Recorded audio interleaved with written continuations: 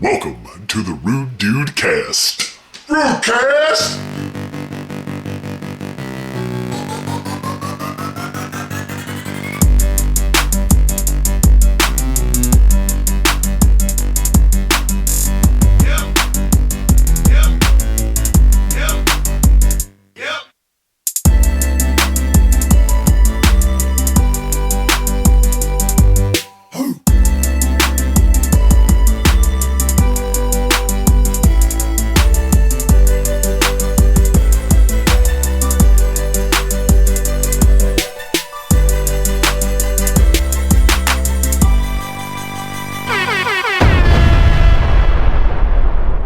On the heels of WrestleMania 36, welcome to the Rude Dude Cast, episode 172. Big Mike Terry, how are you doing today, man? What's going on? How's life treating you? I'm You're good. coming to us What's live from a up, car. Rude Dude Cast? Welcome to Oh, the shit. Rude Live Dude here Cast. Sorry, the here theme from. music recued. Oh, it did. Oh, cool. Yeah. Coming in live here from my studio car, sitting in the passenger seat somewhere I've never sat before. In the back, got my dog. We are chilling in the car today from the studio because my girlfriend is a frontline doctor on this coronavirus nonsense, and she worked last night from 4:30 in the afternoon until 7:30 this morning. So she's sleeping, and our apartment isn't that big, so I am being kind and generous, and I brought this to the car, and I'm stealing public Wi-Fi.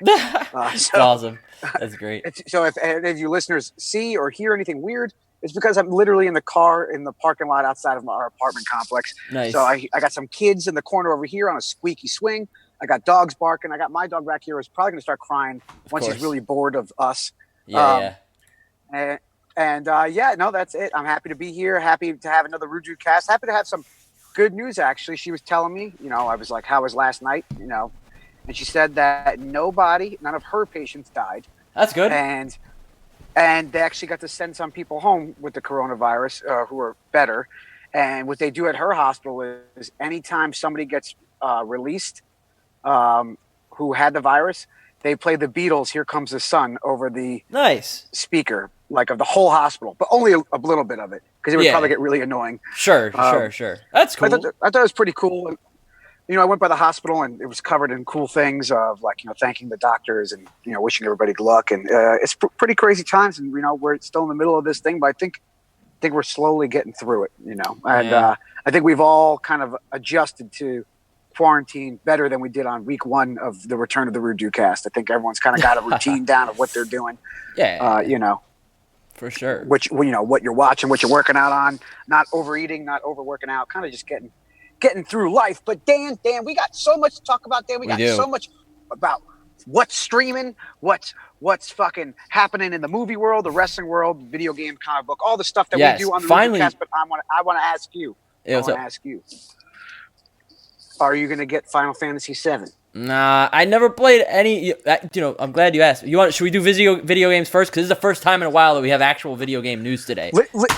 Yeah, let's jump into the topics because we got a lot of wrestling to talk about. We got so much and a lot of TV too. And I don't want to be in a prisoner in the car for too long and keep our listeners, of course, on the edge of their seats. Absolutely. So, Final Fantasy VII. Never been a Final Fantasy fan. Never played a single Final Fantasy game in my life. But Final Fantasy VII remastered, remake, whatever it is, whoever it's for, is not for this brother. But there is some video game news, some good, some really bad. WrestleMania sucked balls, AJ Capone says in the chat. We will get to WrestleMania news in the second half of our show, but I liked WrestleMania. I thought it was pretty good. But we'll talk about that later. The big video game news this week, we'll get to the bad news first, and we'll get to the good news. Bad news first, get it out of the way, good news after, okay? So the bad news is, last week, unfortunately, due to, as Wrestle Talk is calling it, to not get demonetized on YouTube, The Last of Us 2 was delayed, obviously, due to the Steve Carino virus. Because I guess if you say the dreaded name of the virus on YouTube, you get demonetized. So I guess we shouldn't say the name of that virus, but we could say the name of it. That's a thing? You could say the name of it. If you put it in the title, it gets demonetized. Yeah, but they made a joke out of it and they call it the Steve Carino virus, which I think is pretty fucking hilarious. But they've been saying that they were saying that in New Japan like a month and a half ago before like everything got really bad. Yeah. So But yeah, so The Last of Us 2 unfortunately delayed, which is horrible news because so many people have been looking forward. It's the second time it's been delayed now too, but this time it's not delayed because of development reasons. It's delayed because of the virus. The game is all but complete. They said they're in a phase where they're just ironing out bugs and glitches and things like that. But their reason for the delay is the most disappointing thing of it all, because it's only because, like, to me, the way that they tried to sell us on the delay was that it is a lie. It's not a lie, Capone. They just worded it to sound better than it actually is.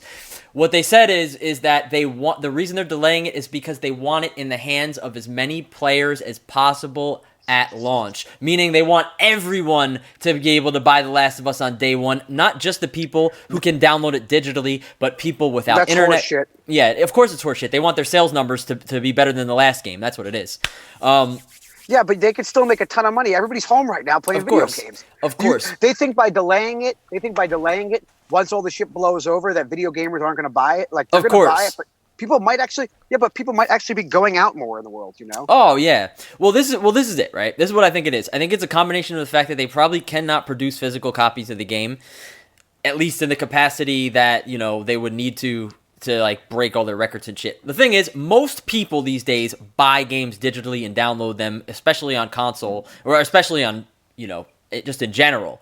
People don't really buy discs. I haven't bought a disc in years, right? But the thing is that people still buy them. There are people out there in the world that have PlayStations that don't have access to the internet, and being that The Last of Us is a single player game, it is true that there is a percentage that is going to go buy a physical copy from GameStop and never connect their PlayStation to the internet. You know what I mean? That is a percentage of the people that would be playing the game.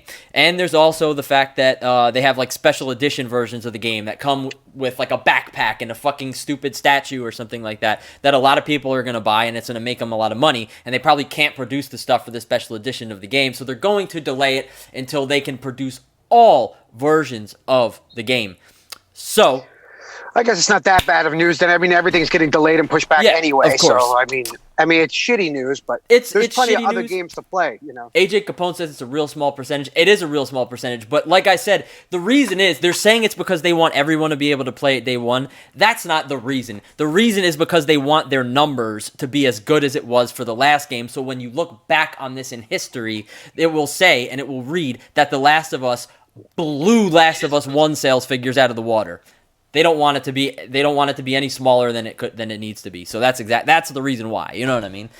What's going on in chat? Plus they went out of their way to refund. Yeah, they're refunding digital purchases. Well, they kind of have to. You know what I mean at this point. So it is what it is. You know what I mean? Hold on, let me get my cat. Hold on, my cat's bugging out. Get your cat?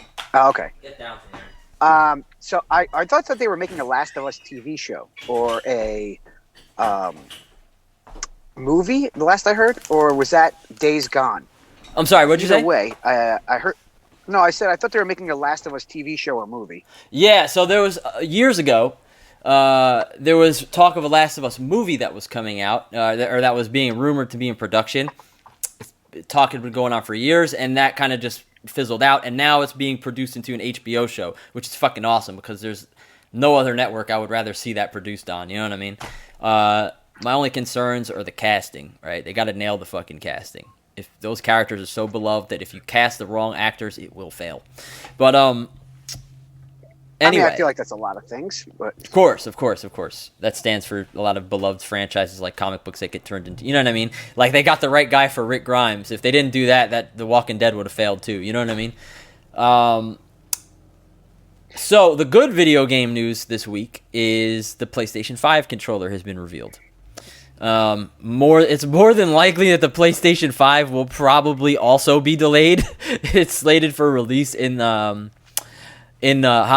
2020. I don't know if that's gonna stand true. Same for the Xbox Series X. It looks like a weird ass Xbox controller. I know. So that's why this is so crazy, because literally dating back from the PlayStation 1, they haven't really. Yeah, that's it right there. They haven't really changed the design of the PlayStation controller, except for from the PlayStation 1 to the PlayStation 2. It looks like an Xbox controller. It looks just like an Xbox controller. They changed it, the color, obviously, from PlayStation 1 to 2. From PlayStation 3 2 to 3, nothing much changed. In PlayStation 3 to 4, they added a trackpad and a little LED light on the back. That's the only design I don't like change. the color because it's white. It's going to get gross and dirty. You know what? It's going to look like shit for all you hardcore gamers. We're going to get some grimy-ass, dirty-ass hands. Here's a white Xbox controller I've had for over a year, and look, it's pretty good. You know? Yeah. Do you wipe it down? Never. You probably wipe it down because you're a weirdo. No, Never? I never do. Oh. Never. You know what? I think it's the material. Stormtrooper. It's the material. It doesn't really pick up sweat. So if it's made out of the same stuff as this, it should be good. Unless you're really gross. I mean, it's plastic. It's going to pick up shit, you know? Yeah, maybe over years. But anyway, it's white. But what I think the bigger tell there is that it's probably a hint that the console is also going to be white too. You know what I mean? So, ooh. So I'm very curious to see what this is going to look like. Hermie in chat says that it looks like an Xbox controller. AJ Capone says there was a post of... Oh, they are delaying it. They are delaying the PS5. That's crazy. It looks more like a Switch Pro. It does kind of look like a Switch controller, too. What's up, Best Hike? How you doing? That's not true. White does not get dirty. That's false, or you're dirty. Yeah, I think it depends on the material the controllers are made out of. Because I had Xbox 360 controllers that were white back in the day, and those did get dirty. So I think it just depends on the material and how it is at staying. It's that new space-age plastic they're using. Yeah.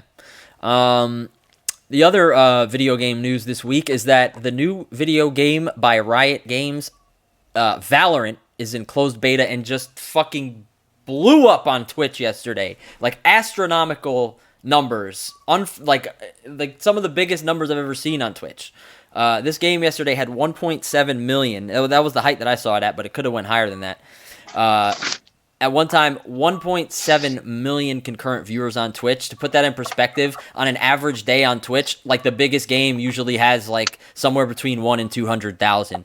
So these were huge numbers. The reason being was because they were doing this thing on Twitch where if you watched specific streams that were giving away codes, you could get a code and access to the closed beta too. So like it was just the numbers on Twitch were fucking booming yesterday, and it was crazy. And what's this game again? It's called Valorant. It's made by Riot Games, developers of the global phenomenon and esports juggernaut League of Legends. And what it is it's their version of basically an answer to Counter-Strike or CSGO, but it's got a little bit of a spin on it where it's high skill, aim skill, first-person shooting, but there's also like special abilities like Overwatch and hero gameplay like Overwatch has. So it's kind of like a mix between Overwatch and CSGO if you had to dumb it down into one thing. And this game is going to be the next big thing for sure. Like it's going to be the biggest thing since Fortnite happened. You know what I mean, in gaming. So if yesterday was any kind of measurement to go by. The game's not out yet, but it'll be out of beta supposedly by the summer. So that was huge, and that's definitely one to look out for. Other than that, there's not much gaming. Next big game, you think? Yes, the next big esports game. No, it's interesting because now I'm looking at today getting ready for the podcast and thinking about news and everything that's going on. Really, kind of all industries have kind of stood still when it comes to like news. The only news coming out is things getting canceled or pushed back. Hasn't really been great news. The only good news is when anything like gets announced or like a TV show's getting dropped on like a streaming service because what else is going on? Right, nothing. People are sitting at home. It's tough to get some news right now because everything's kind of on a standstill about what's going on. And I'm sure that'll change within the next like few weeks. I think industries and everything's going to try to start like adapting a little bit more to the way the world is for right now. And I think good news will be coming out more. I think it's right now. It's just kind of like the hunker down time. So that's all you got for video games. You have anything for comic books? I haven't read a single comic book, dude. I haven't read a single comic book. All right. Well, how about you? I got a thing for comic books only because I went back to finish reading that Chris Jericho book, his last book, and I was like, oh man, I want to read kind of a comic, but I don't know what to start and where to go, and I was trying to get like just like some info about what was like what to read really. And it's funny then, like as I was looking up news about wrestling and what's going on, I saw, oh shit, like there was a whole article like essential comic books for the quarantine. So I was like, okay, like let's see, like I'll start at this list and see if there's anything I haven't read or been meaning to read that I just forgot about off the top of my mind. Mm-hmm. So and we can drop this this list into the podcast form or on our Instagram page. But the list is pretty impressive and pretty good. I'll down them really quick. A lot of them are probably ones that you've already read but here we go right here. I'm just pulling it up. So about the Terry, we're losing you, buddy. Prizes. Hello, Terry. Shit. We lose you when you Am I go out coming of the. back? Am I Yeah, back? when you leave Zoom, it freezes up. But you're back now, kind of. Oh, I haven't left Zoom. Oh, really? Oh, I haven't left. Interesting. No, God I damn got it, full cat. bars. Okay, Weird. I don't know. It's weird. You're fine now, though. Hold Am on. I back in or am I? Okay. So I'll just see how. Oh, it yeah, goes. you're good, Sorry, you're good. guys, in the car. Weird times. It's Weird what it times in is. the car. If it happens again, just let me know and I'll jump off. Okay. So, Dark Knight Returns, Batman Year One. These are basically the comic books that the more recent Christian Bale Batmans are based off of. Watchmen. Watchmen, Dan Marone. Never heard of it. The most important comic book that you haven't read yet and you're doing nothing. League of Extraordinary Gentlemen. Never saw the movie. I guess it's a good comic. It's under the essentials category. V for Vendetta. Great book. Great movie. Same guy who did Watchmen. The Sandman, Volume 1. We have a lot of friends that read Sandman. Nate. He loved it. Other co-host of the show reads. Oh. I've never read any Sandman. I think I own a couple Sandman, but I've never read them. Yeah, I never, dude. Nate loved the Sandman. I never read it. We don't. Also, by the way, we don't know where Nate is today. He may pop in at some point. I don't know. Not sure. Marvel's Kingdom Come, and then there's a list here of other bangers, and I'll just fly through them. Some of them you guys have probably seen at a comic book store. WE3, Invisibles, Volume 1, Fables, Volume 1. I've heard Fables for years. I think they made a video game out of it. Powers, it's pretty good. Retro Girl, Transmetropolitan, Volume 1. Back on the Street, Walking Dead, Volume 1, Days Gone By. That All-Star list, Superman. Jimmy, the Smartest Kid on Earth. Ex Machina, Volume 1. 100 Days, Superman, Red Sun, Miracle Man, Astro City, and Invincible. Okay. So that's the list of. If you're looking for something to read, I'll throw it into the chat. Also,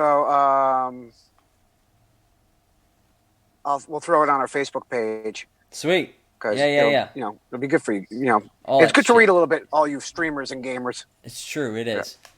I haven't followed up about anything about WrestleTopia. Has anybody? I don't know if any of our listeners start reading it then.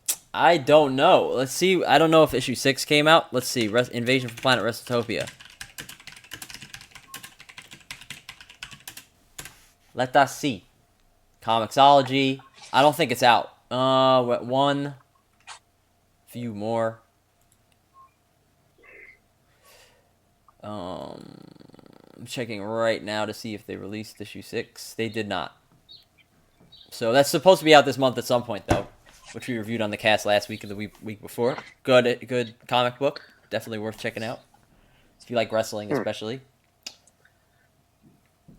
You know? Cool. So what do you want to what do you want to do about comic shows? books. What do you want to do about shows? Do you want to go Ozark first? Do what's streaming, baby. What's streaming, baby? What's streaming, baby? So you just finished Ozark. Let's talk about. I just finished Ozark right before the cast went live. Ozark is basically a story about a family who gets wrapped up in some organized crime shit and goes into hiding in the Ozarks of Missouri, and then gets wrapped up into more crime, organized crime stuff with the cartel. It's a Netflix show. It got praised in its first season because Jason Bateman, who's usually playing a very comedic character, from his time at Arrested Development or all the movies he does. He's very much known for comedy. This was his first real serious role. And if you actually saw any of this year's HBO series with the Stephen King, The Outsider, he was a serious character in that as well. But it's about a family and dealing with the cartel and then running businesses in a small country town and kind of being on the hideout. And then it's pretty much if The Sopranos involved the kids more mixed with Breaking Bad. That's the best I can describe it. It's pretty much that. It's HBO. It's not HBO. I'm sorry. It's Netflix, but it has very much an HBO vibe to it. I think it moves a little bit faster than an HBO show. It's really easy to jump on. It's all on Netflix. Third season just ended. Season 2 actually won a bunch of Emmys and beat Game of Thrones in a lot of things. So it is oh yeah. So it's won of a lot of awards. It's highly stylized. It's smart. It's very focused on the story and the characters. So you're not getting a lot of fucking sequences or montages or a lot of crazy things happening in that sense. It's very much like a real life thing. Whereas like Breaking Bad gets more artsy in how it does things. They do these long sequences of camera shots and like, I don't know. They're just known for doing very artsy, weird things. Sure. This show is a little bit more straightforward. I think if you're a fan of any of those shows, Sons of Anarchy, Breaking Bad, The Sopranos, The Wire, it's kind of right up your alley. It's crime, mafia, narcos kind of cartel drama. And it's really, really, really, really, really, really, really good. All the characters are really developed well. And I haven't crushed a season of a show that's serious like that in a while. And I did it in a couple of days. It's just very compelling.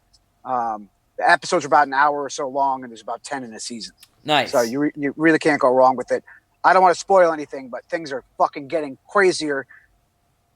And I think it's going to be one of those shows that kind of wraps up in 5 seasons. Gotcha. But gotcha. That's good. Because Netflix, I don't know, their shows usually don't go super long.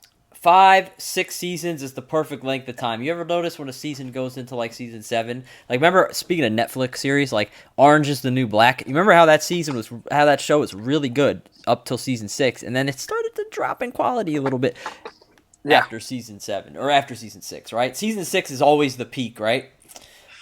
Speaking of shows that peaked in season 6, but then got good again, The Walking Dead, Mike Terry.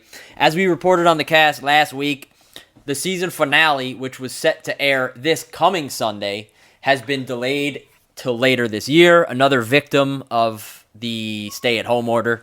They cannot finish the final episode, so we won't see that until the quarantine is lifted. But we did get the second-to-last episode of the season this past Sunday. I forgot what the hell it was called. The Tower, episode 15, season 10 of The Walking Dead.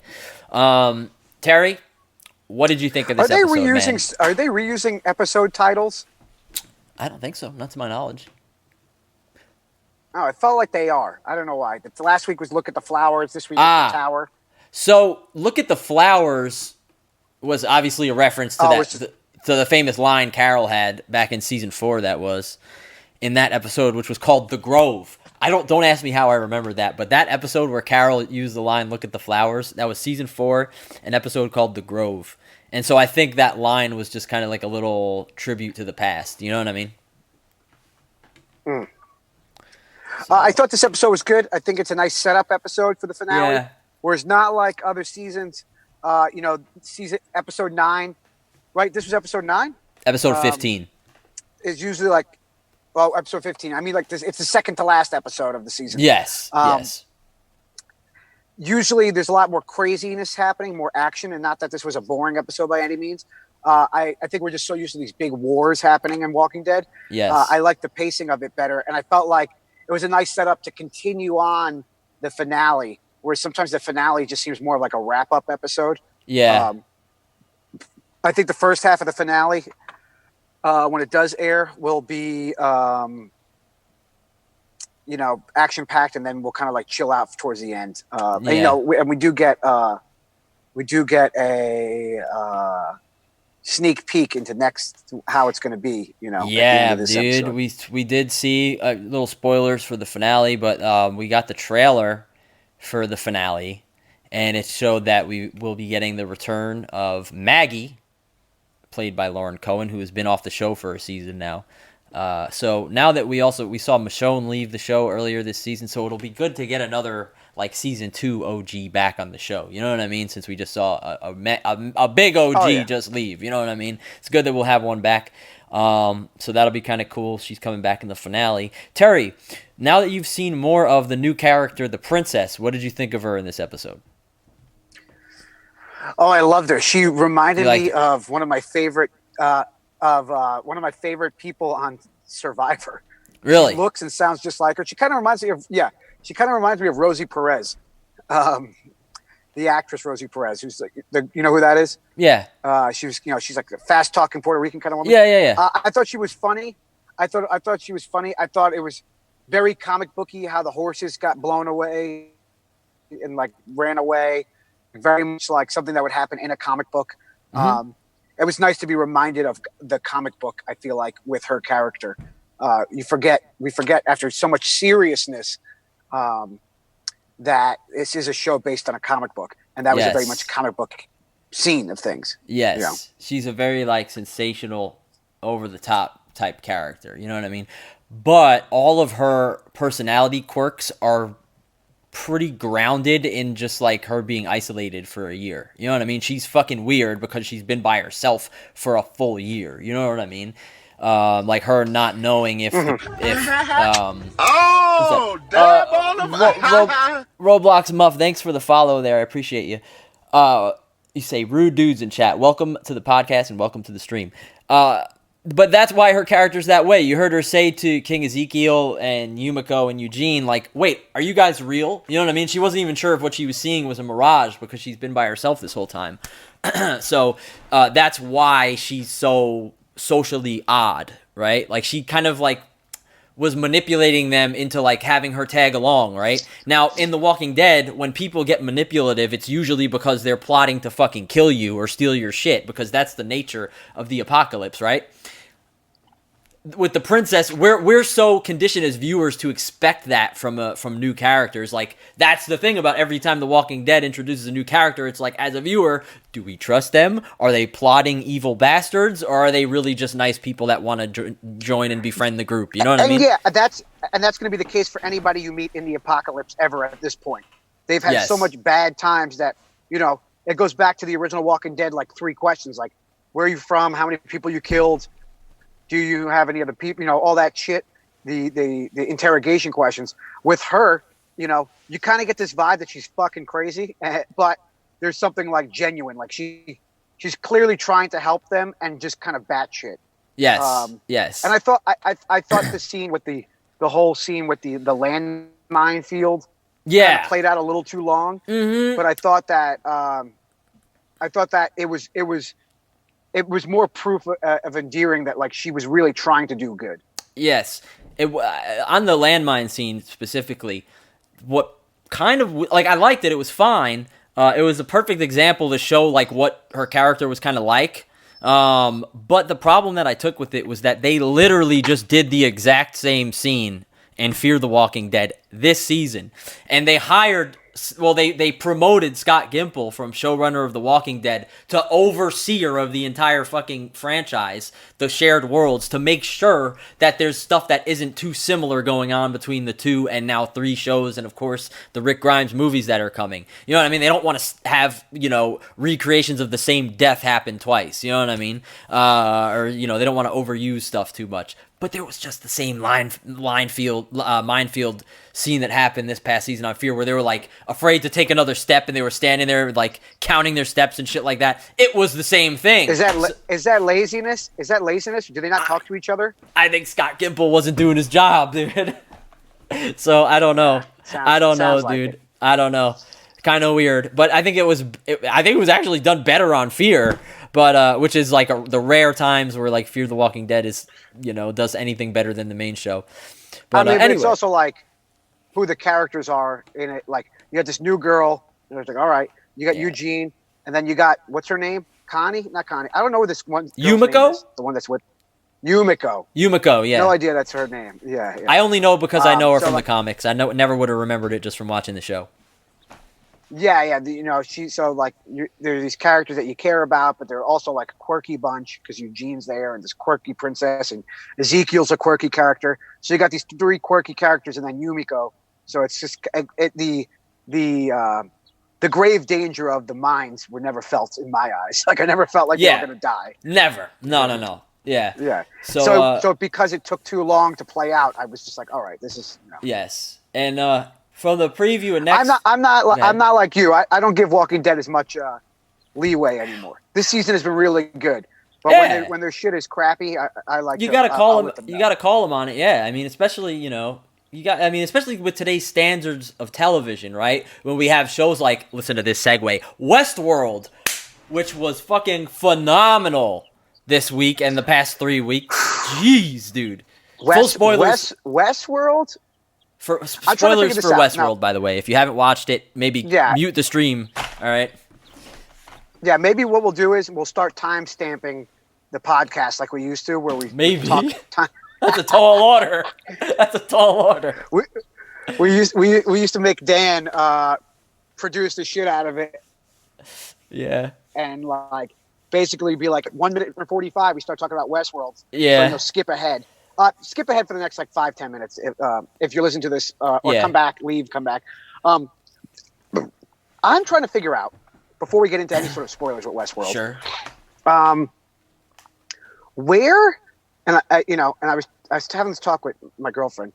Where does HBO get the money to produce these shows? Dude. I get how Netflix does it because Subscriptions. Netflix has a ton of subscribers, and I get it. HBO is paid for by cable companies, and you have to pay it through your cable company. But I'm not sure how many people are really doing that in the same vein as like Hulu and Amazon, because you get so much more with Hulu, Amazon, and Netflix. I get it. So when I see a show like Westworld, where the quality of the show and the quality of the camera work, the special effects, the visual effects, all of that stuff happens, I'm shocked at where this money is coming from, because every episode is like a fucking movie. Yeah. And it's the Nolans. It's Jonathan Nolan. Whoa. It's big money behind the show, big actors. And I just don't see how they afford to pay for any of this stuff. Maybe I don't know the business well enough to understand it. Dude, I don't know. It's hard to judge how much money they make. I mean, obviously they have millions of subscribers worldwide, right? Millions upon millions. So, I mean, I'm assuming that's how they fund it. Can you get like? I guess so. They're one of the oldest, pay for channels. Yeah, I mean, and if it ain't broke, don't fix it. Can you get HBO just like? It seems a little crazy to me. If you don't have cable, I don't know, because I've been leeching off your HBO Go for the last 10 years. But if you don't have cable... Oh, Terry, we lost you, dude. Hello? We lost him. Notorious Ugg says, OG Keep going, I can hear you. Oh, you can hear me? All right, your video froze up. I can my still uncle... hear you, and I can still see you. My uncle in the chat, you guys better be respectful to him down there, says OG subscribers, HBO is tied into most cable packages, and that's true. So they make a lot of money off that. But do they have other ways to get HBO? Like if you don't have cable or something, can you just get HBO Now or something like that? 100%. You can definitely get HBO like a la carte. You can just pay for it. So they must make any sort of subscription now. Yeah, they must make a killing on, and that's how they fund it. Well, it's also goddamn. like, it's also like when you go out of country too. Like I don't know how many international listeners we have right now or in the chat room. Maybe they can help me out better. But I know that when we travel with the band, that certain shows, HBO shows or AMC shows, they're on Netflix or they're on other streaming services. So they license them out. So what did you say there? They're making money through their licenses. Okay, yeah. I'm saying that like they license out their shows to other streaming services outside of the country. Yeah, true. Okay, that makes sense. Well, either way, regardless, Westworld this week. Holy crap, either way, Westworld is fucking. Westworld was crazy because they went from having an insane first season that was well written. It was a great mystery to a second season that was criticized by using the same storytelling elements of the first season but tried to make it complicated just to make it complicated. Right. And now this season is having a way more straightforward storytelling aspect. However, as of this episode, which is episode number 4, I believe, they have managed to keep the mystery of Westworld going. And I've seen people, especially in just online or people that I'm friends with, are talking about Westworld right now again, because everybody's kind of getting caught up with it because everybody has time, saying, oh, like they kind of dumbed down the show, Sure. comparatively, and like it's kind of obvious where things are going. And if you think that, you're a fucking liar. Because as somebody who really likes Westworld, and I listen to a podcast about Westworld, I watch all the Easter egg videos, like nobody knew who was in all the pearls, and everybody was formulating that. It was, it's Dolores and all these pearls. It's Hale, it's this person, it's Ford, it's Bernard, da da da da. Yes. And then we found out, I'm not going to spoil it, who all the pearls are that she took. And yeah, maybe this is definitely one of those shows where everyone's like, that's what I said. I knew it all along. But it was just one of your many thousand fucking ideas of what. Yeah, because this is definitely one of those shows like has a million fucking theories, and if you throw out a million theories, you're gonna be right eventually. Correct. Yeah, I told you. I called it, dude. Yeah. It's not like pro wrestling where we called it from the beginning. Maybe you had 2 theories. This is Westworld. There's literally 17 theories, and if you said one of the 17. You're gonna be right, and you got it right. That's cool, but you didn't call it from the beginning. No, everybody thinks they called it. Especially and especially with this season and the show, dude. I've never watched a show where I go onto the show's website, like whatever it's called, like the fan experience websites. Yeah, they tie in a bunch of like fake company websites and stuff. Yeah, they've been doing it since like Cloverfield, but there's a bunch of other Cloverfield is like the pioneers of that. I forgot what the type of marketing it is, but anyway, the Westworld websites, the Delos Industries website, now this season, the Insight website, it helps totally mold the show and where it is in the world. And I love just all the theories about the show. And I think it's shot beautifully and the acting is crazy. I think Aaron Paul's character is basically the same character as Walking Dead, as Breaking Bad. I don't think he's really shined since he started. But I think he started strong, and now he's kind of taken a back seat. And I think that's totally because there's just too much going on in the show. Yeah, and he'll come in huge, dude, at the end. You know what I mean? His arc is going to turn out to be, I'm sure, extremely significant. You know what I mean? They're not going to bring in an actor of that caliber and then just have him have a backseat role. You know what I mean? So they're probably just saving his plot, like all the stuff with dude, the vehicles on the show, the weapons on the show, like everything about the design of the show. If this show doesn't win a bunch of awards this year, I'll be shocked. It has to, dude. It's like Blade Runner 2049 level quality of like a dystopian future world. You know what I mean? Well, it's not even dystopia, it's just future world. You know what I mean? So they did as good of a job, if not better, than a movie of that quality, which was an extremely high quality, like futuristic cyberpunk sci-fi future world. You know what I mean? Westworld did it in like just the highest of highest calibers. So yeah, this was another great episode, 4th one in a row. They just don't make bad episodes of Westworld. They just don't. It's not a thing, you know. No, I'm trying to find this thing. I'm trying to find this theory about that somebody said, which is like the main theory right now going on about Westworld. I have a theory about it. So someone said the real world is a simulation. This is like the main theory going on. The real world is a simulation, and Serac is a program, much like Agent Smith in The Matrix, coded to find an anomaly, Dolores or Neo, and the Rehoboam, which is that big, giant fucking pearl thing. The data collection thing that can project your future. Yeah, what's creating the simulation. The world was destroyed, so a simulated world was created to try and figure out a better way. Hence how Serac sees everyone's future and knows exactly what will take place because it's already happened. I think on a smaller level, to go back to our original last conversation, Dan Marone and I, and our friend of the show, Steve, have been saying since season 1 that once they get outside of Westworld and outside of Delos, it's probably a dystopian, fucked up, destroyed world. True. And people go to Westworld we to did say remember that. the past. We did say that. It's one of our 17 theories, that everybody's had.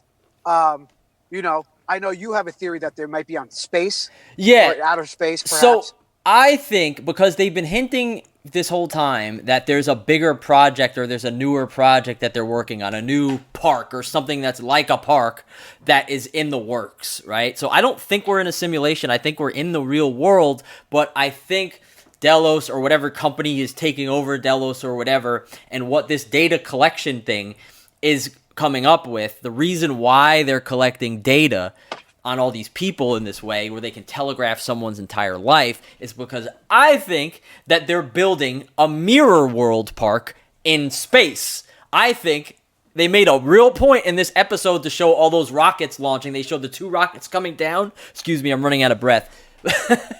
And then right after that, not 10 seconds later, they showed somewhere else another rocket launching up into space, right? And it's like one of I'm not a fucking writer, so I don't know anything, but I think one of the most common things you hear about like writing a screenplay or something is like, if you show a gun in Act 1, you have to use it by Act 3. And so what I think is those rockets were more than just like world building. I think those rockets... Chekhov's gun. The rockets were their gun, and I think, we're just seeing them now for the first time, but it was to tell us that, yes, there's some shit going on in space, and they're doing things going back and forth to something in space, and I think they're building a planet where they will house Mirror World, where the elite can go there, and it will be, guess what? Just like Westworld, but a copy of the real world where every host is a duplicate of a real person, and you can go kill or marry, you know what I mean, or do whatever you want to any person that exists, you know what I mean, if you can afford it. Well, it's basically like change your life, change your life. Yes.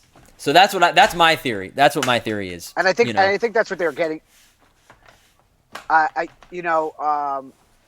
This lie that they can tell how many jobs you're going to have, and basically buy into our system so that you don't have to get married and divorced twice, this and that. You can just know what your life is supposed to be. I think that's because it's a simulation of something that already happened. I mean, it could be. It has to know. It has to know. However, because we know how the show works, we all could be just over speculating also. Yeah. It could be more straightforward than we really think.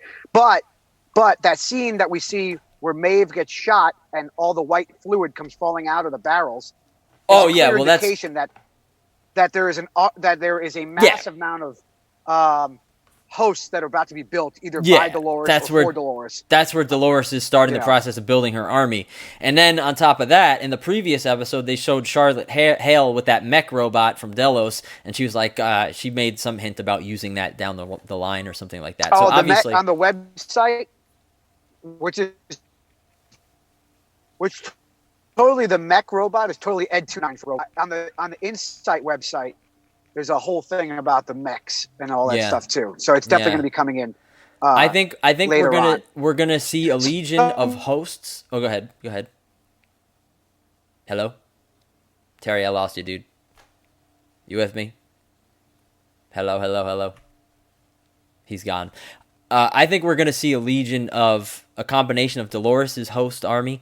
We're going to see the big mech bot that we saw in the previous episode. And then I think we're also going to maybe they'll throw in those little construction worker bots. Maybe Dolores will be able to utilize and communicate with all electronics and robots that exist. You know what I'm saying? Kind of like the way Maeve did in season 2 with hosts, but Dolores can do that with like fucking toasters and cars and stuff like that. You know what I mean? That would be crazy. Terry, are you back yet, or are you still bugging out here?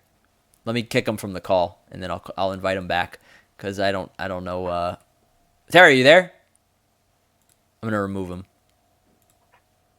Hello. There we go. Let me invite him back here.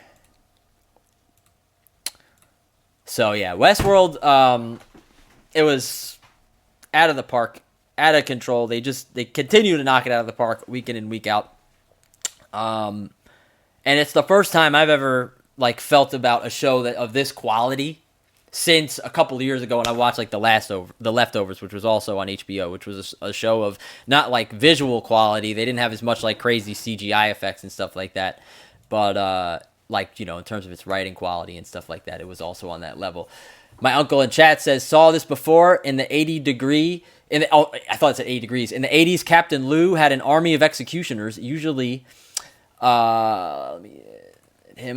usually a few hiding under the ring in case there were any issues. Oh, Lou Albano. Right. Well, there you have it. Whoa, what the hell? Terry, what is this background? I'm back. What is that background? It's the Rude Dude cast. Nice, dude. Very nice. So sorry, I gotta figure. I'm on my phone now, so it's. Are you walking? Different. No, I'm not walking. I'm in my car. My iPad started to die. Oh. So it started bugging out. Okay. Yeah. So, do you have any clothes? All right. Sorry, and I don't know where you were in your. I was just talking about how good Westworld was, dude. No, I finished up. Like, if you got anything else about Westworld to say, lay it on, brother. And he's gone. He's dead. Hello? Yeah, I'm back. I can hear you. Okay, I see you now. You okay?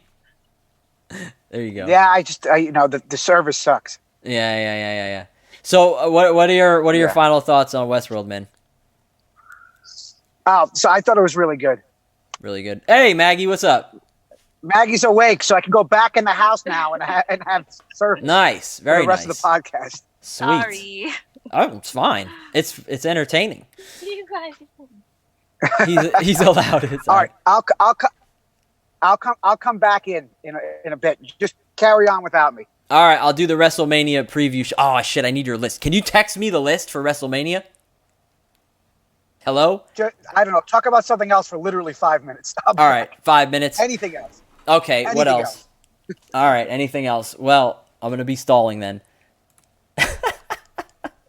Literally talk about anything. Can I just keep you in the video, or are you leaving? Keep me for now. Okay. Fuck it. I have my WrestleMania list. I just can't talk about it. Start talking about WrestleMania then. All right, sure. So WrestleMania came in with us with a bang on Saturday because for the first time ever, WrestleMania, not for any other reason at all, not for any other reason, period, like no other reason, WrestleMania was too big for just one night. It's not because that, there was too many matches and they couldn't have all these people in one building at the same time. No, of course not. It's just because it was too big for one night. So they had to split up WrestleMania between Saturday and Sunday. Last week, we did all of our predictions on the podcast, and Saturday opened up with what I thought was a really solid match between Asuka and Kairi Sane, the Kabuki Warriors, versus Alexa Bliss and Nikki Cross. We could see it a mile away what the end result was, that Asuka and Kairi Sane were going to drop their titles, which they did. This was a great match, and this was kind of this was a great way to open WrestleMania because it was just a good-ass wrestling match. WWE's programming has been kind of weird the last couple of weeks with no crowd, but now I'm kind of at that point where I've seen enough WWE without a crowd since, we kind of went and, the stay-at-home order kind of came into effect. We've been getting used to this closed-set wrestling format for about a month now, so it's not that weird to me. But for casual viewers that just tune into WrestleMania that are just seeing closed-set wrestling for the first time, I mean, I don't know, dude. WrestleMania was pretty fucking weird. I thought it was fine. I'm used to it. You know what I mean? Obviously, I prefer the crowd. You know what I mean? I think it was because I was watching so much regular wrestling. Yeah, I don't know. Like I've gotten used to it at this point, though. You know what I mean? Are you not used to it? Are you not used to it yet? Is it still weird for you? Because for me, it's fine. And this was a good match to open the show on for casual viewers to see because it was just such a heavy emphasis on wrestling. There was no other bullshit to it. It was just a wrestling match, and Asuka carrying the show as she normally does. So we saw them finally drop the titles because they've had them for a while, so no surprise there. I think we all predicted that they were going to lose their titles, right, Terry? You with me? No, I got connected to Maggie's Bluetooth in her car. Oh, shit. Wait. Where are you? I'm leaving I keep forgetting I have a stupid background. I'm now leaving my car and heading inside. Okay. Because Maggie's now awake and she left in her car, but when she turned her car on, I got connected to her Subaru. Oh, so I was being projected through her speakers? Or you were? Yeah, and I couldn't hear you at all. Oh, fuck. Okay. That's ridiculous. Yeah, I was trying to get the dog out of the car, and so, yeah. Yeah. So I thought it was weird. I think it was weird. We're losing you, dude. I do think it was immensely. Oh my God. We're losing you. I thought it was entertaining. The Kairi Sane and Asuka match? God, I'm like Nate on episode 1. He's gone. Nice. Well, I thought it was a good match. Oh, well. Let me re-invite him to the call. I hope he loses that background, honestly. But, so anyway, Asuka and Kairi Sane won that match. I don't remember what the next match is, so obviously we have to wait for Terry, who has the list.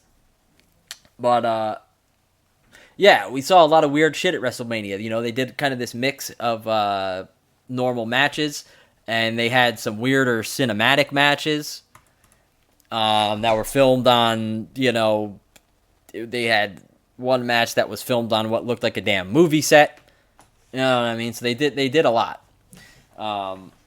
So we're going to break it down here as soon as this dude gets stabilized back in his house, which could be any time. Terry? Are you good? He's good. You hear me? I can hear you. Sorry, right. I'm back. Good. It's okay. So what did you think of this match, Terry? The Asuka and Kairi Sane match? I thought it could have been better. It was fine. I think that there was a lot of good there. But I also think that, you know, being the first match is always tough, especially in this situation. Yeah. I think it was a good way to start. Well, there was an opening match. There was a... I missed it. It was a pre-show. It was Cesaro versus Gulak. And it's actually really good. I mean, I don't know if you talked about the intro, but the fucking weird pirate ship intro to WrestleMania was really weird. I thought it was cool how they did all the national anthems from all the different years mixed together. I hated this pirate thing. The idea of the national anthem thing was cool, but it was just weird because so many people did it differently in different keys and different tempos, so it didn't sync up well. You know what I mean? Also, I think Gronkowski fucking sucked. Fuck the Gronk. Thank God he was barely on. Like, they barely used him, which was fine. And I think all circumstances, like, as a whole, it was very entertaining, especially being in a chat room with a bunch of friends while watching it made it way more enjoyable.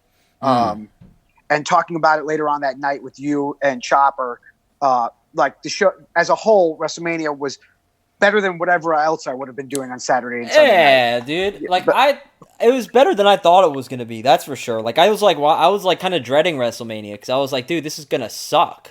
And then it turned out to be pretty cool. You know? Yeah. But yes, onto that match. I think Asuka has been the MVP of all this shit.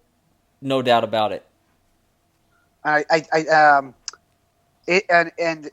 that match, I'm trying to see in our notes here because I don't know. We had Cross and Bliss won. Dan, you said Bliss and Cross are going to win. I said they were going to win. Nate said they were going to win, and so did Mets in the chat. Yes, he did. I need a water really quick. Stall. This show has been awesome. I hope you guys are enjoying our Rude Dude cast today. I appreciate you guys sticking with us during the technical issues today. Because everything going on, we've been in and out of different areas, different Wi-Fi's.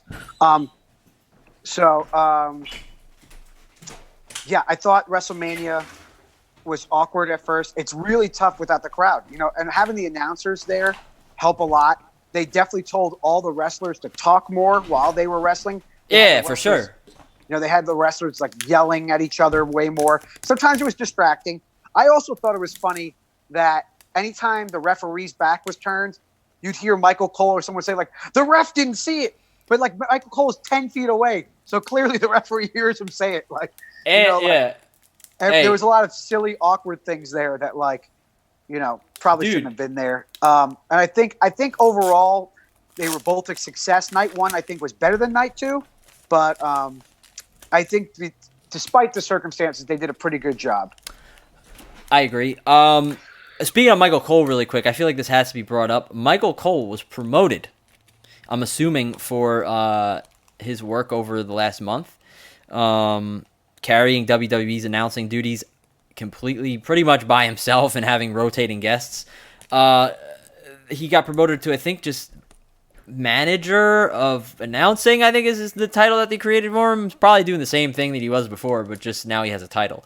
Really? Which That's is crazy. well deserved. I mean, whether or not because I'm not a fan of WWE's commentary. Generally, I think it's pretty goofy and cartoony and stupid. And I hate how commentators will go from a heel to a face depending on who's in the ring.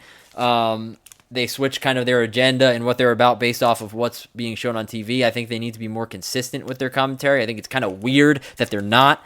But that being said, Michael Cole, and I've been saying this forever since we started doing the podcast, that Michael Cole is so good at executing what his job is. Even though the content of what he executes and what he, conveys to the audience isn't always great, he's great at doing his job. That's all I'm trying to say. So, well-deserved promotion for Michael Cole, and a round of applause for holding it down for the last month. You know what I mean? Everybody who's there has been working extra hard and double duty, triple duty. Some people have been wrestling. They filmed all of WrestleMania and Raw. All these things like back to back to back all day long for like the weekend. So it definitely was probably. I cannot wait to hear about the documentaries and the stories being made of. That they put together for this WrestleMania. Absolutely. And how that goes. So we all guessed that one correct. Yes. What was the next match? We don't have to go in order of the card. Should we go in order of the card? I think it was Elias that came up. Elias and Baron Corbin was the next match. So Elias and Baron Corbin, we all had Corbin winning and Elias won. It was a stupid match. It was dumb. We didn't need it. Time filler. 100%, and we definitely didn't need any of that. Daniel Bryan versus Sami Zayn. That was a really great match. One of the better ones. I think the use of Gulak and all the outside Nakamura and everybody really helped. Zayn won. Nate said that Zayn was going to win, and the three of us, me, you, and Metz in the chat. If you want to leave Metz off, I don't even think he's here. So you don't. If you don't want to read Metz, you don't have to. Fuck you, Metz. Fuck him. Fuck him. Fuck him. That's being rude. So, fuck him and his stupid opinion. So I thought that match was really good. After that, we had the ladder match, which I thought was fucking crazy. I thought that to have a ladder match, it's tough. All these matches are tough without an audience. I thought these guys did a great job trying to get it together. I think it's weird to have a ladder match for the tag team belts without the tag team being there. It was clearly just the three of them. It was, which we kind of knew going into this. It was Morrison, Kofi, and one of the Usos. One of the Usos. I think it was Jimmy. But there had been reports. You would think by now I would know who was who in the Usos. I don't. Yeah. There had been reports of The Miz getting pulled from WrestleMania last week before it even happened because he showed up to the recordings sick. So when it was that last minute, they had to pull him and tell him, get the fuck out of here. What else could they do? You know what I mean? What else could they do except for vacate the titles last minute? But the thing is, if they did that, they would have had to provide a reason why The Miz wasn't there. And obviously, I mean, they could have faked an injury or said he hurt his ribs like they did with Andrade, or he turned his ankle or something. But more than likely, I think they know that fans are smart enough that he was probably, most people probably would have heard that he was sick and got pulled from the tapings. And I think that's the last thing WWE wants to draw attention to, is to the fact that there are wrestlers that are quarantined and had been showing symptoms. The Miz, who was showing symptoms, just wrestled the week before with everyone else that was in that match. So you know what that means. They're probably all sick now too. So, Yeah. Yeah. So we all thought the Usos were going to win, and Morrison pulled it off. Morrison looked great in this match. Yeah, it was great. I mean, for given the circumstances, it was probably better than it would have been otherwise. You know what I mean?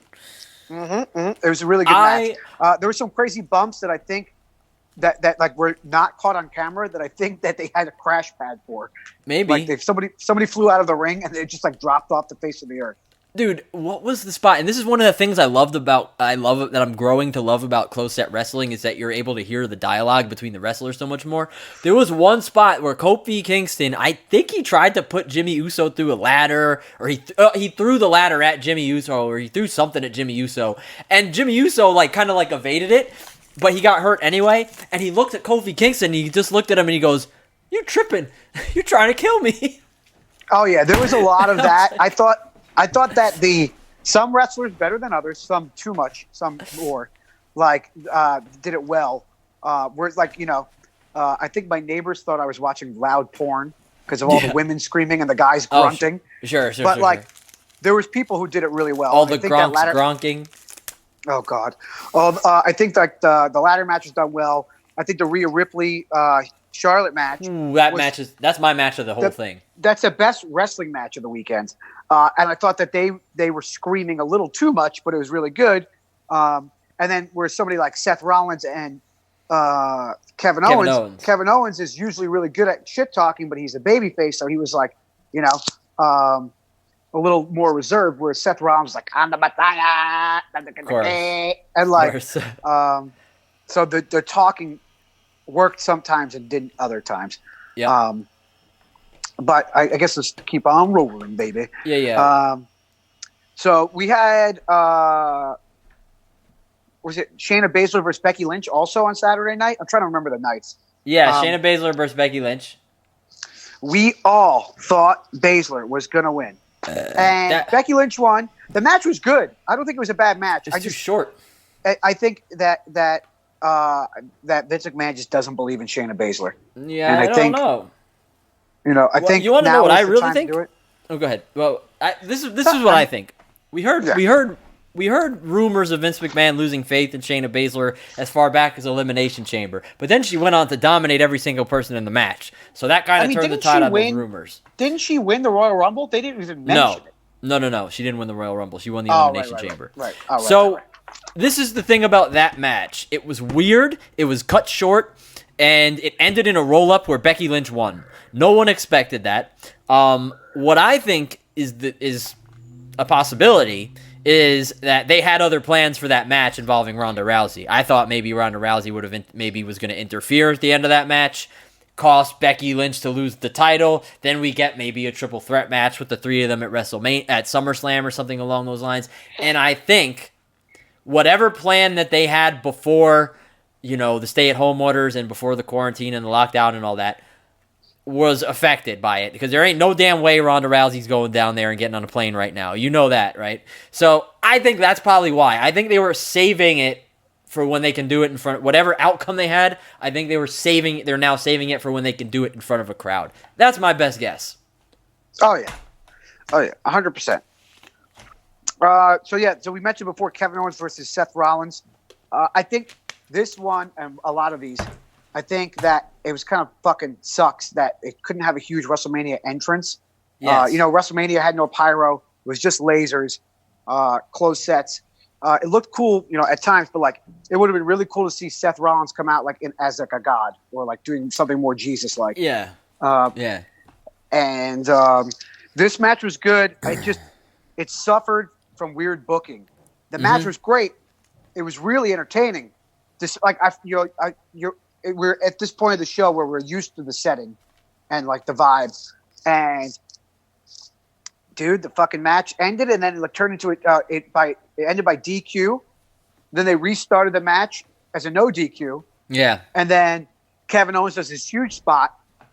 He got his WrestleMania moment. It was awesome. And then it ended. Kevin Owens won. We all said he was going to win. But they should have just made it a no DQ match from the beginning, and that would have been that. Right. It was like overly booked for no reason, for not having a crowd there or anything like that. Like, yeah. You So know, what did we say for that one? Were we right or were we wrong? we were all right for that. Of course. What was next? The next one that we were unsure about was the TBA versus Bill Goldberg. Now, if you know anything about this now, it was supposed to be Roman Reigns, but Roman Reigns wasn't there because he is immune compromised. So then they didn't even talk about it all week long who was going to take his place. They mentioned it at the end of SmackDown before WrestleMania for a fucking cunt hair of a second that fucking big man fucking Braun Strowman. Big Braun Strowman. Who was going to be there to fight. Before this match even started, Dan said Strowman was going to win. Me and Nate said TBA were going to win. So basically Strowman. Yeah. Goldberg should have never had the belt. And we learned today, or in the last couple of days, of why this whole thing happened. If Dan's willing to people know what happened, let them know. Sure. So if you guys remember, if you're WWE fans out there that are hardcore enough to watch the shit shows that they put on twice a year in Saudi Arabia, Goldberg defeated The Fiend for the Blue Universal Championship, as we call it, in just such a treacherous decision booking wise. You know what I mean? They built The Fiend up for nearly a year, and just to have him unceremoniously dethroned as the champion to just a part-timer like Goldberg sucks so much. But the reason that this happened is because Goldberg, I guess being that the Goldberg that he is, you know what I mean? He's obviously a big ratings draw. He WCW'd it, and he invoked creative control and said, I refuse to lose. Because Goldberg was worried that losing to a villainous character like The Fiend would damage his image and his reputation to the children. You know what I mean? That he seeks to be the superhero to. In real life, this is not, we're talking about behind-the-scenes shit. And the real-life children. Yes. And which is ridiculous because I don't know who these children are that remember Bill Goldberg. I was a child when Bill Goldberg was in his prime. When Bill Goldberg was relevant. But do you think like 4-year-old little kid, 4-year-old Toby sitting in the front row in the year 2020 knows who the fuck Bill Goldberg is? Hell no. No. So anyway. So he threw his weight around. And he lost. Check this shit out. It goes deeper. The reason why, when obviously Roman Reigns pulled out of WrestleMania because he's a cancer survivor and he's immunocompromised and didn't want to risk, obviously contracting the virus. Understandable. WWE, the rumors are, what was being speculated was that their two options were to have Goldberg retain the title so he could then go on to SummerSlam and drop the title to Roman Reigns at SummerSlam. Yeah. That got squashed because Bill Goldberg then refused to wrestle another match in 2020 after this. So they had to make the executive call to have Strowman pick up the title off Goldberg at WrestleMania because he literally left them no choice. Their other plan was going to be that Goldberg was going to retain the title and face Jeff Hardy. But Goldberg said, hell no. Yeah.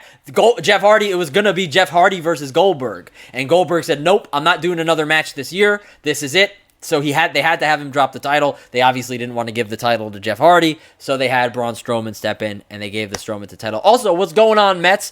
Terry, what did we say for this? I know we all said that it was going to be Strowman. We said fuck Mets. He didn't make it in time, so we're not saying if he was right or not. Okay, sorry, Mets. Go you Yankees. Suck. Go Yankees. What did he say? He said Goldberg was going to retain.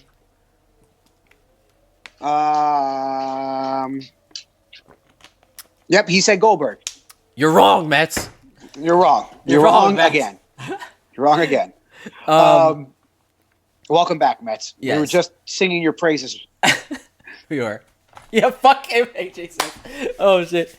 But, so this match was an absolute shit show. It was terrible. It was classic WWE garbage where they just spam their finishing moves 5 times in a row, and then the match was over in 2 minutes. Trash match. I was fine with it. I was so happy with it. I was mad at it. Well, I was happy for it. I didn't want to see. I could give a fuck about it. Yeah, I didn't want to see the match anyway, so it was almost a blessing that it was short. But that's not good. You should want to see a good match, right?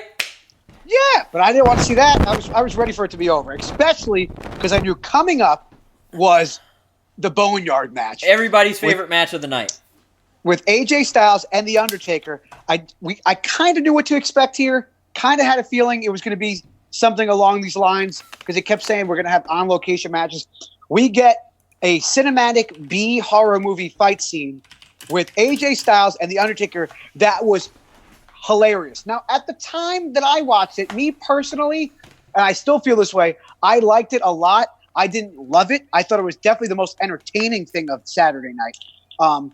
But I thought it was hilarious. Right off the bat, we get the hearse coming out. We get the Druids. They're pulling out the casket. I'm like, oh, we're having a casket match. This is definitely the entrance of The Undertaker. It's going to be awesome. And it was AJ Styles popping out of this thing, and it was fucking hilarious. It was so funny. And he's like, where you at, Taker? He's just talking so much shit.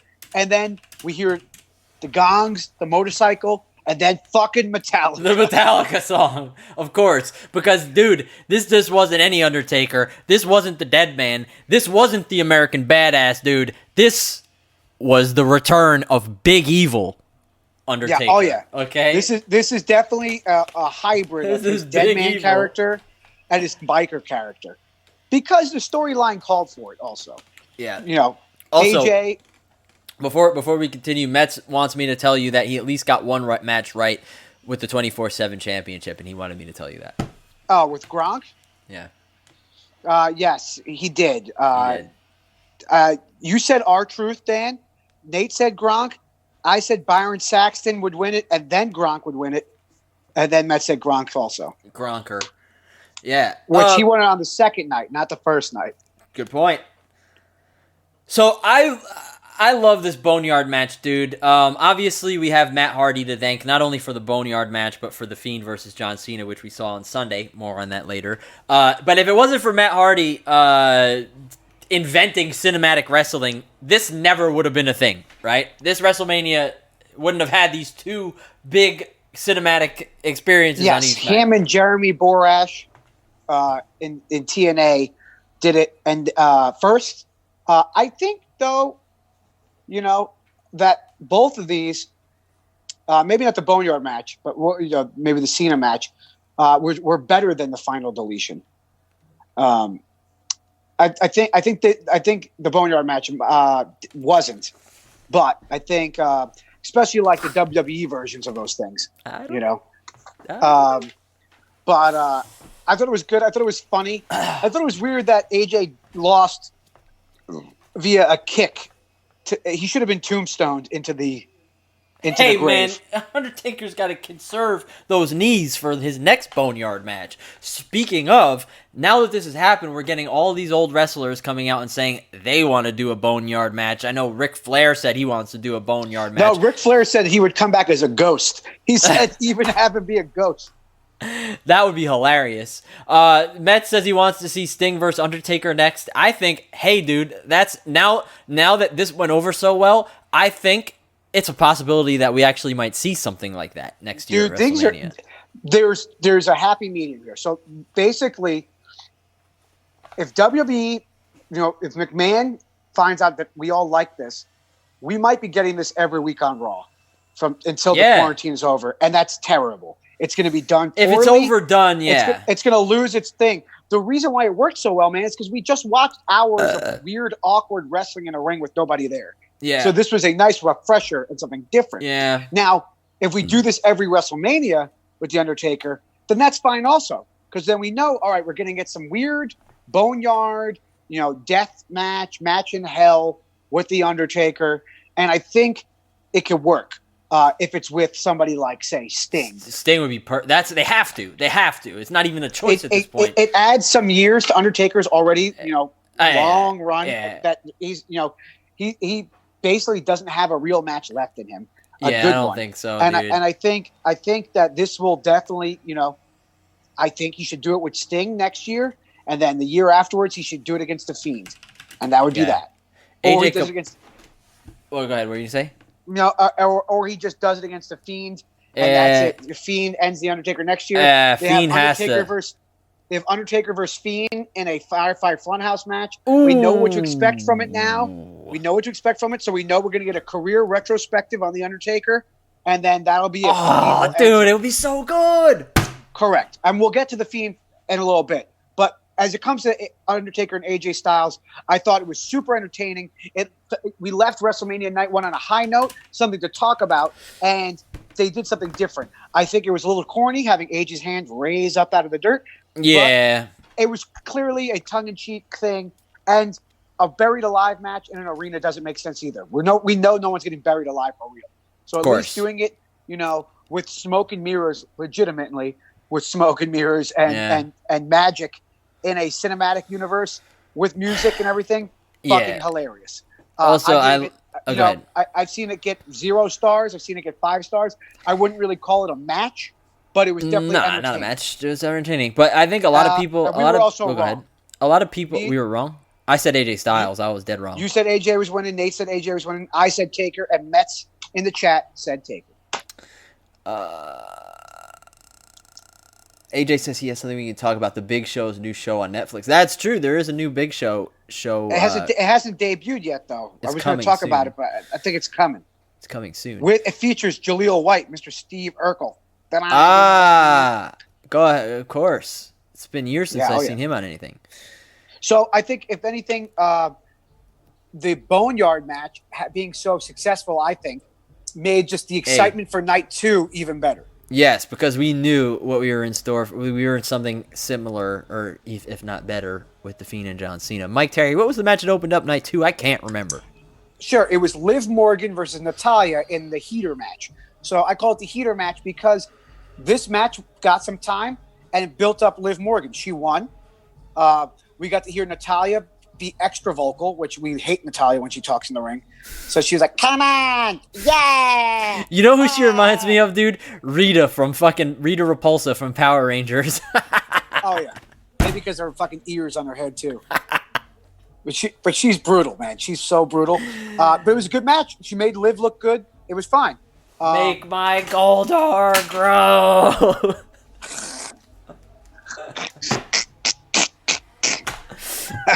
Yeah. But it was good. After that match, we get the same weird fucking pirate intro because I'm sure they weren't expecting to have 2 nights of WrestleMania. As a whole, though, Dan, do you think the 2 nights of WrestleMania works? I hope they do this all the time because, dude, there's nothing I hate more than sitting down and watching WrestleMania for fucking 15 hours, dude. I mean, we had perfect. 3 hours on night 1, and night 2 was like 4.5. Dude, and they would be so smart. They would be so smart to do this every year when there is actual fans in the stadiums because then they can run WrestleMania for 2 nights and pack a stadium for 2 nights and make double the money. Yeah, even if they didn't sell out both nights, they would make more money than if they just sold out one night. But they still need to do TakeOver, so... Well, they do TakeOver on Friday night. SmackDown's on Friday. That doesn't matter.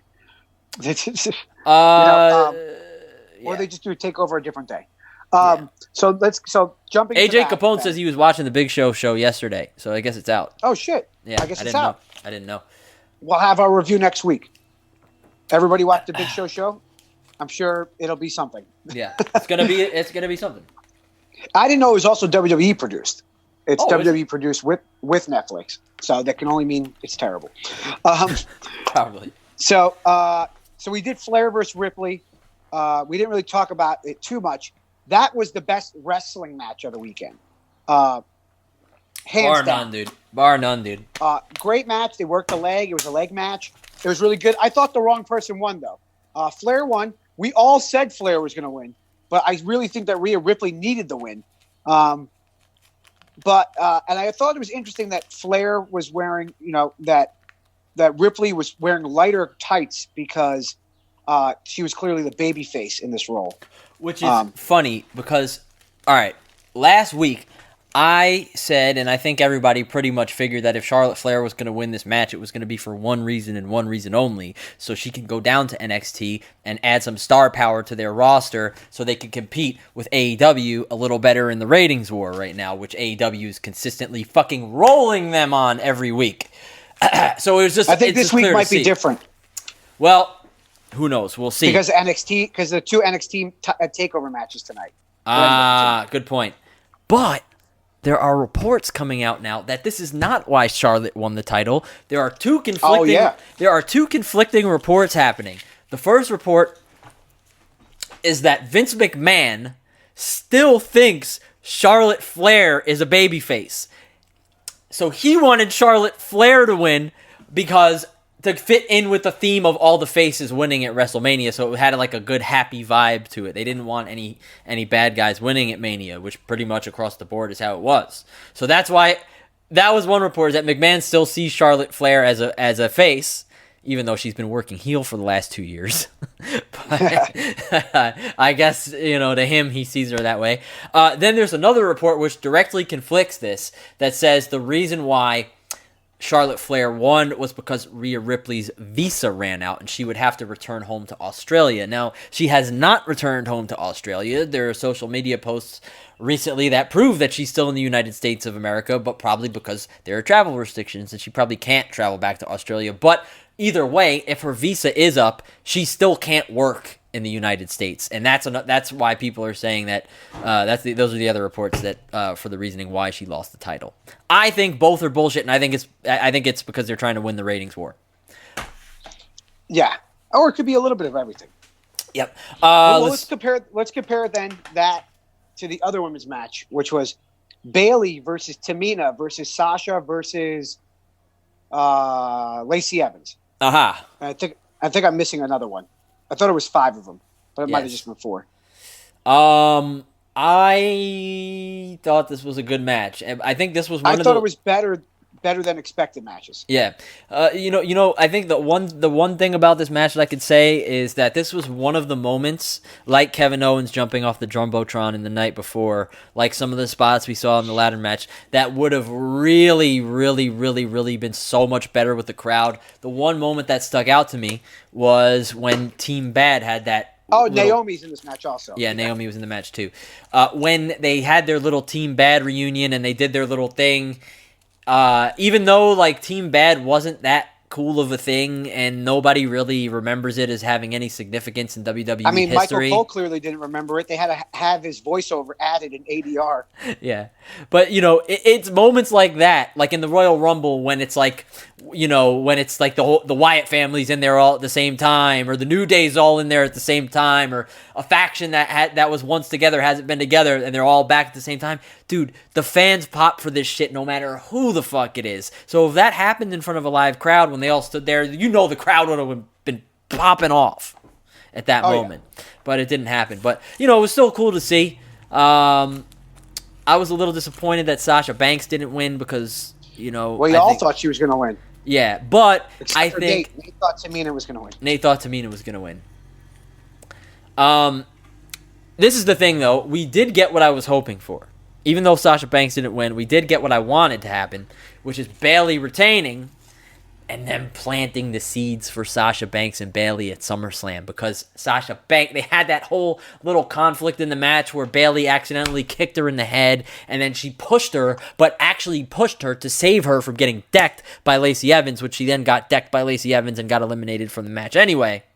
But then Sasha Banks, after Bayley won, handed her the title, but not before giving that good look at the title, like, yo, it's going to be me and you down the road. You know what I mean?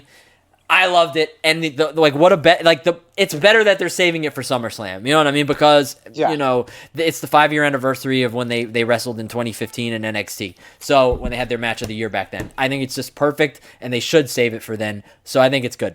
What did Metz say here? Especially with the roles reversed, with Bayley being a heel and all. Yes, that. I thought this was Bayley's best heel match. Also, it was.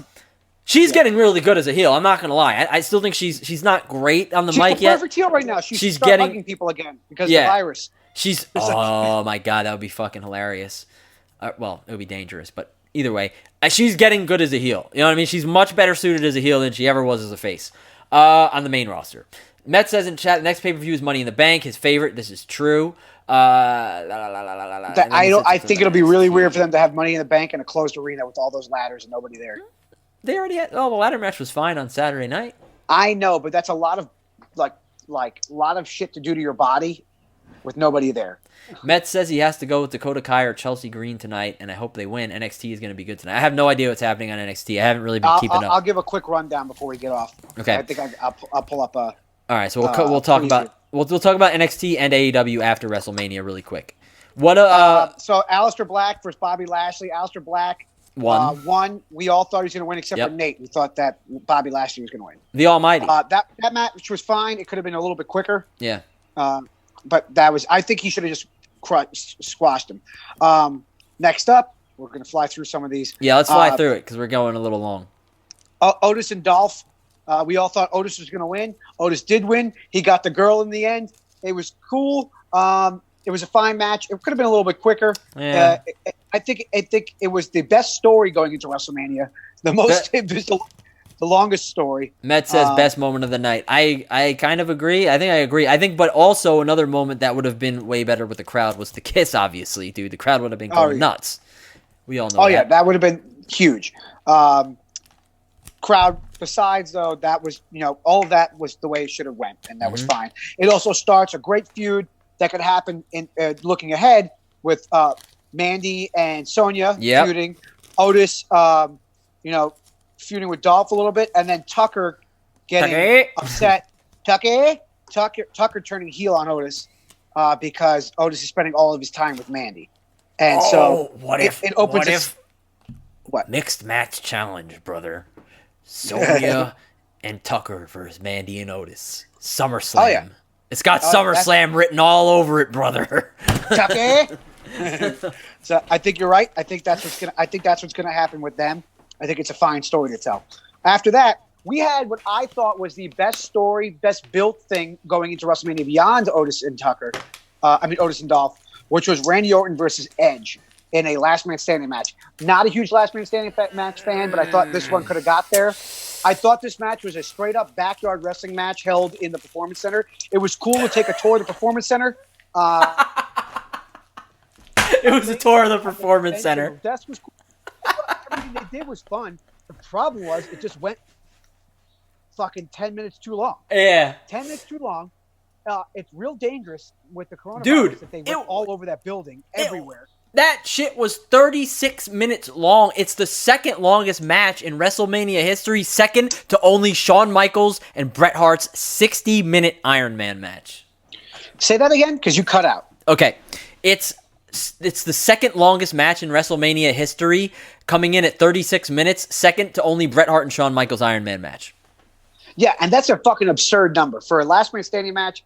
And the shit they did. I mean, it ended fine. I thought it was cool. I feel really bad because I was stoked for Edge to come back. And if you want to watch something cool, watch the Edge network special about him coming back. I gotta watch it. I've been meaning to watch it. It's amazing. Apparently, it's like I watched half of it. I didn't finish it, but they're saying it's the best WWE documentary in years. Little bit of controversy over that match. When they were in the weight room and Randy Orton had Edge hung up by his neck on the I forgot what that weight is called. A pull down, like a lap down. Yeah, like a pull down weight thing. Dude, that is how Chris Benoit did himself in. And I was saying we were in our WrestleMania chat, which you avoided like the plague. Yeah, I'm not a big group chatter.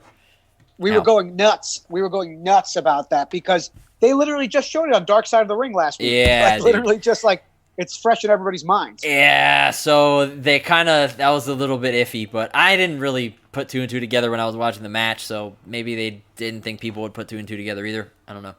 I don't know. The right person won. It was fine. There was that. So Edge won. He beat Randy. I thought it was good. Wait, real quick. Edge, let me just praise one thing about this match, dude. Right at the end, after Edge, or right before Edge did the concerto to Randy on top of the truck. Was that on top of the truck? I don't remember. Dude, Can I just say that Edge's acting, that he was crying, dude. He was fucking crying. Like that. He can emote. He can emote. He emoted, dude. He was doing emojis. Like, it was really top tier shit. You know what I mean? So if that match was maybe 10, 15 minutes shorter, would have been perfect. Yep, that one suffered a little bit too long. After that, we have the Street Profits versus Austin Theory and Angel Garza. We all said the Street Profits are going to win, except for Mets in the chat, who said that Austin and Garza were going to win. Mets is a fool once again. That was a great match. It was fun. It was energetic. It brought us back up. And we had the debut of Bianca Belair, who's now Bianca Belair. We now know from Raw last night that she has officially been brought up to the main roster. Congrats, and well deserved.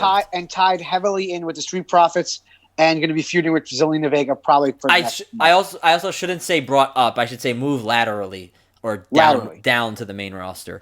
Moved into the main. Moved on to another show. Yeah. That's what it is. Moved over. Yeah. That was a fine match. I like seeing her debut there. It would have got a big pop. If the crowd was there, but they're not. So that's that. Next up, it wasn't the main event. I mean, it was the main event, but we're not going to talk about it as if it was. It was Drew McIntyre versus Brock Lesnar in a fine match. It was a Brock Lesnar match. It was whatever. I didn't really give a fuck about it. We all thought Lesnar was going to win because we didn't think that they were going to give Drew a win with nobody there. But Drew got the win there. I think that Drew McIntyre's WWE special was way better than the match. You should watch his because it was great. I would be shocked if they don't show it on TV this week. Actually, they are. Tuesday night, which was yesterday. We missed it. But it was WWE night on USA, and they showed all the 24 specials of Edge and all this shit. Regardless, this match was fine. It was nothing special. I'm happy for Drew McIntyre. I wish he could have had that moment with other people there. What Mets just said in chat, both title matches were boring and they were just spamming finishers. This is 100% true. And I was watching this Brock Lesnar match, I can only think of one thing, and that was the Dean Ambrose podcast. Was Dean Ambrose on Stone Cold podcast a while back. I don't remember when this was. This might have been when he first left WWE or shortly before or after. I don't remember. But Dean Ambrose told the story about when he wrestled Brock Lesnar at WrestleMania a couple of years back and said that going into that match, he tried to approach both Brock Lesnar and Paul Heyman about some spots in the match where they were going to try to come up with some cool shit to make the match good and have a plan going in, and he was met with no willingness to collaborate on spots or anything like that. Brock Lesnar didn't give a fuck. He just wanted to go in, do a bunch of suplexes, end the match, end the story. And that's very telling about, why Brock Lesnar's matches are the way that they are. I don't think he gives a shit. Brock Lesnar doesn't want to go out there and have a good match. He just wants to go out there, do his thing, get paid, and fucking leave. And that's exactly what we got here. Well, also, it was a little different with this, and we're going to find out probably later on down the line.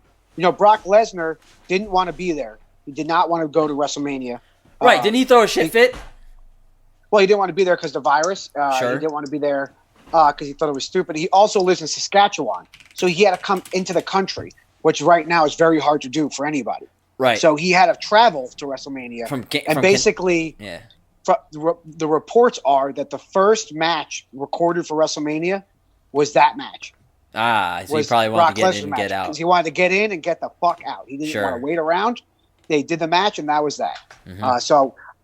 I think that's it. I don't think we're going to see Brock Lesnar for a long time. Probably not, dude.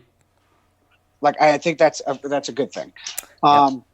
Final match. Let's move on to the final match, which was not really a match. It was a performance art, match. Dude. John Cena versus The Fiend, Bray Wyatt, and a fever dream. Acid trip, very David Lynch, Twin Peaks.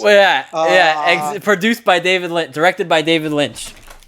It was ridiculous. I'm not going to try to explain what happened was, but it spanned all of John Cena's career.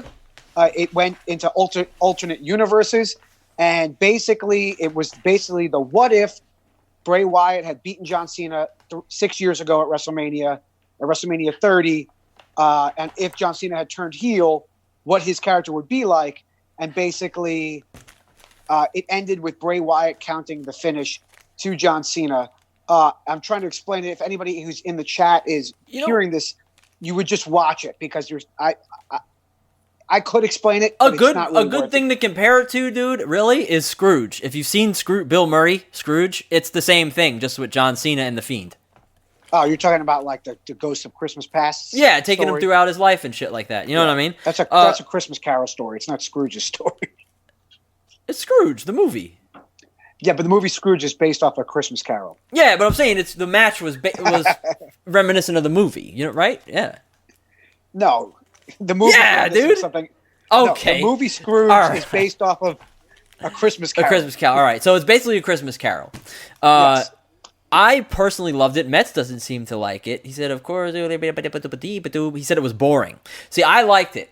You know what I mean? I thought it was great. It was totally for fans who have watched Matt Hardy. forever. If you haven't, yeah. I was gonna say if you haven't, storyline wise, if you don't know, what the in terms of John Cena, it doesn't make any sense. If you didn't watch John Cena's match with Bray Wyatt a couple of years ago, yeah. And if there's a New York Times article, there's an Uproar article, Rolling Stones article, there's like essays written about this match. Yeah. So it's well thought out. If you didn't like it, I think it's because you probably don't. It sounds like a wrestling match, and you'd have to know going into it all the nuances of their story. Yeah. And the jokes. I know wrestling fans that fucking hate wrestling now. Huge Attitude Era fans. Yeah. They only watch WrestleMania. They don't like a lot of the characters now. They don't like a lot of the wrestling. Who loved this match, and I was shocked. And they loved it because it's a payoff for watching for 20 years. Right. Yeah. You know. That's what I loved about it. So if you don't like it, you're wrong. If you don't like it, it sounds like that's a you problem. So, but I mean, it's I better loved than it. any wrestling match they would have had. Yeah, I think what it is this is the thing, right? It was more entertaining than watching another wrestling match in an arena with nobody there. I think there's two conditions that you have to have going into this match to really enjoy it, and I think it's knowing the full story of John Cena and Bray Wyatt, and also having a pretty good idea of what the groundwork was for this match that Matt Hardy paved the way with back in 2016. You know what I mean? Like if you didn't watch, Metz is also upset because he's the only one who thought John Cena was going to win, and he lost that bet. Yes, so he's going to rub it in his face that the Metz was wrong. Metz was wrong. Metz says he's actually watching NXT tonight. You know what? I'm going to watch NXT tomorrow. I'm going to watch AEW tonight because, baby, that's where my loyalty lies, dude. If I'm going to give my ratings to anybody, it's going to be AEW. I'm going to watch them both tonight because I have no life. Nice, dude. And Metz wants to know how long we think the Gronk is going to hold the title. Oh, I think he signed a deal. Oh, no. Yeah, I think he signed a deal. He was so annoying. And, I'm not just saying that, as somebody who hates him before this and doesn't like the Patriots. I think he's garbage. I don't think there's anything likable about him. I hope they turn him heel. He's like Baron Corbin levels of annoying. Dude, so he's a fucking Jersey Shore. I don't know anything about the Gronk. I don't watch football. But based off of what I saw and the way he was presented at WrestleMania, that dude looks like a fucking Jersey Shore reject, dude. Mike the Situation. The guy that they could have cast as Mike the Situation that didn't make the cut. You know what I mean? Yeah. That was WrestleMania. I enjoyed night one better than night two. Night two went a little bit longer. The matches were not as great, some of them. I think they did the best they could. I was happy we got a WrestleMania. I also would have been happy if they just waited for this to blow over and just did WrestleMania again. Hey. And I knew it was going to fucking happen. On Monday Night Raw, we already had rematches happen. We're going to have rematches a lot. But the Raw after Mania is usually a pretty big one.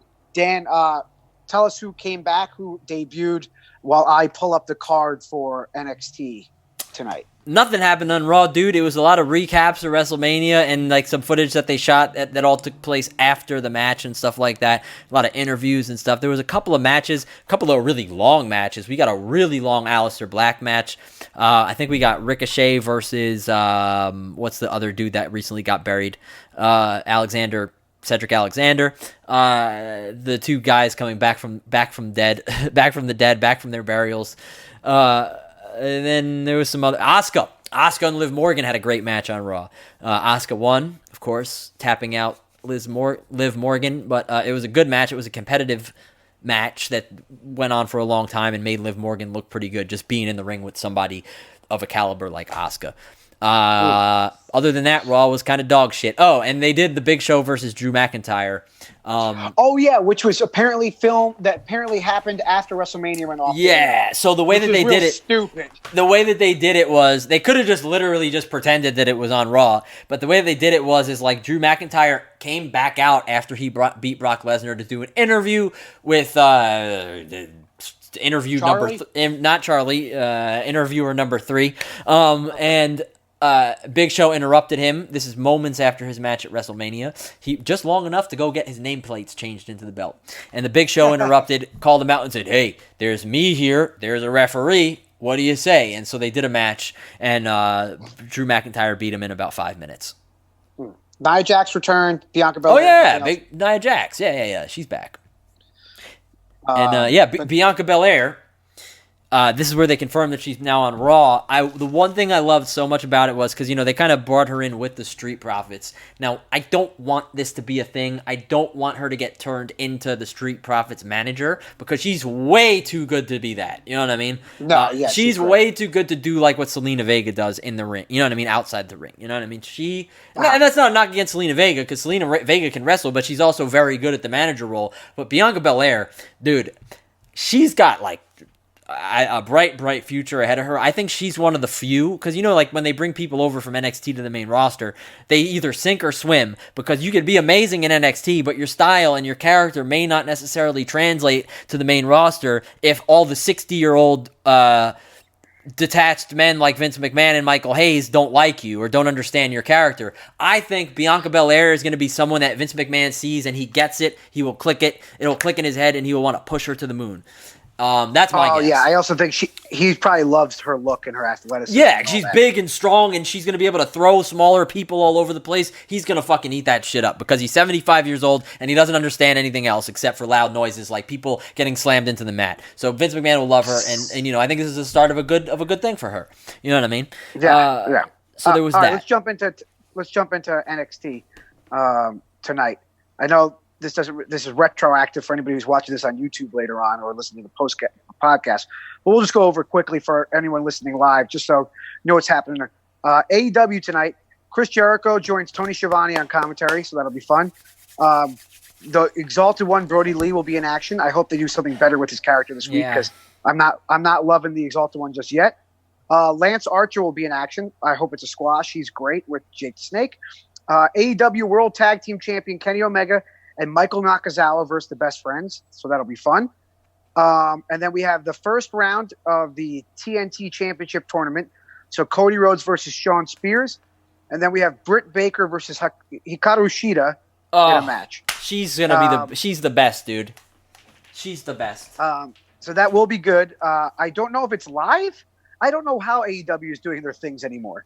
I know WWE is done now. So AEW did a mass taping last week or the week before, whenever they did the closed set Dynamite.